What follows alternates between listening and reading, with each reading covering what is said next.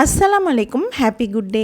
இந்த வெயிலுக்கு ரொம்ப ஜில்லுன்னு ஒரு லஞ்சு பார்க்கலாமா? இந்த தயிர் சாதம் சாப்பிடும்போது அவ்வளோ ஜில்லுன்னு ஃபீல் பண்ணுவீங்க. வாங்க எப்படி செய்யலாம்னு பார்க்கலாம். எந்த ரைஸ் வேணாலும் எடுத்துக்கலாம். பச்சரிசி புழுங்கரிசி எடுத்து நல்லா குழைய வேக வச்சுட்டு இதில் காய்ச்சி ஆற வச்சுன்னா பால் சேர்த்துக்கோங்க. சேர்த்துட்டு ஒரு ஸ்பூன் அளவு வெண்ணெய் சேர்த்து நல்லா இந்த மாதிரி க்ரீமியாக மிக்ஸ் பண்ணிக்கோங்க. இப்போ இதுக்கு ஒரு தாளிப்பு கொடுத்துடலாம். ஒரு கடாயில் கொஞ்சமாக ஆயில் சேர்த்துட்டு காஞ்ச மிளகாய், கடுகு, உளுத்தம் பருப்பு, துருவின இஞ்சி, அதோட கருவேப்பிலை சேர்த்து நல்லா இந்த மாதிரி ஃப்ரை பண்ணிவிட்டு கொஞ்சமாக பெருங்காய பொடி சேர்த்து ஸ்டவ் ஆஃப் பண்ணிக்கோங்க. ஆஃப் பண்ணிவிட்டு மிக்ஸ் பண்ணிவிட்டு இப்போ மிக்ஸ் பண்ணி வச்ச இந்த தயிர் சாதத்தில் இந்த தாளிப்பு கொட்டிடலாம். கொட்டிட்டு இது மேலே அரைக்கப்பளவு புளிக்காத தயிர் எடுத்துக்கோங்க. உப்பு தேவையான அளவு சேர்த்துக்கோங்க.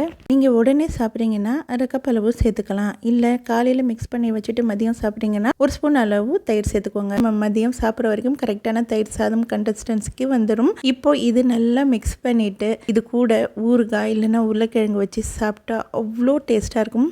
நீங்களும் மறக்காமல் இந்த ரெசிபி ட்ரை பண்ணி பாருங்கள். ரொம்ப ஈஸியாக இருக்கும். தயிர் சாதம் தானே நினைக்க வேண்டாம். சாப்பிடும்போது இந்த வெயிலுக்கு அவ்வளோ ஜில்லுன்னு ஃபீல் பண்ணுவீங்க. தேங்க்யூ ஃபார் வாட்சிங். Happy good day. அஸ்ஸலாமு அலைக்கும்.